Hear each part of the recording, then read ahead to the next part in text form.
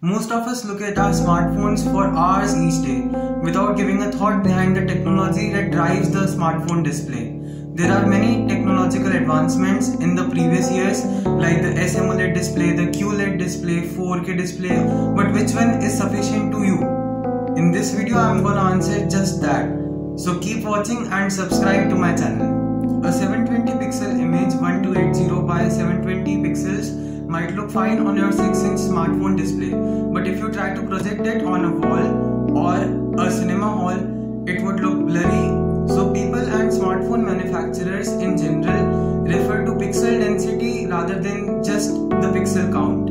You might have heard of the word PPI if you are into the tech community. It stands for pixels per inch.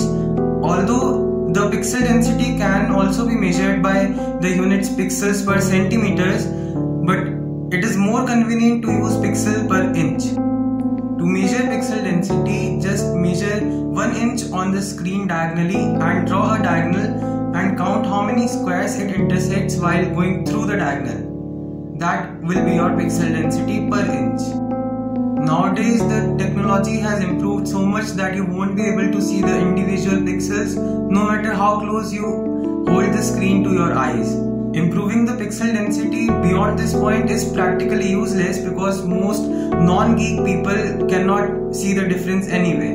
Apple's marketing terms for these good enough displays is retina, and they say beyond this pixel density your retina won't be able to distinguish the individual pixels. Now there is much more to a good display than just the pixel density. There is contrast, color ratio, the pixel response time, 8-bit or 10-bit colors, and the refresh rate of your screen also makes a difference. Now Xiaomi claims that some of their smartphone displays 10-bit colors, but most of them just operate in the sRGB domain. There are several panel technologies available in the market for the buyers to choose from, like the liquid crystal display, light emitting diode, organic LEDs, or the active matrix LEDs.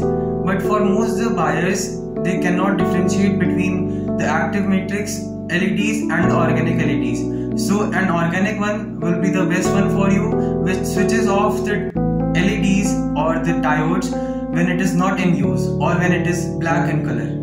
As a conclusion to the question as to which display you should choose, you should always look for good panel technologies like the Samsung SMOLED one is the best one, or if you can afford it, just go for the Retina display. It's always the top in the industry.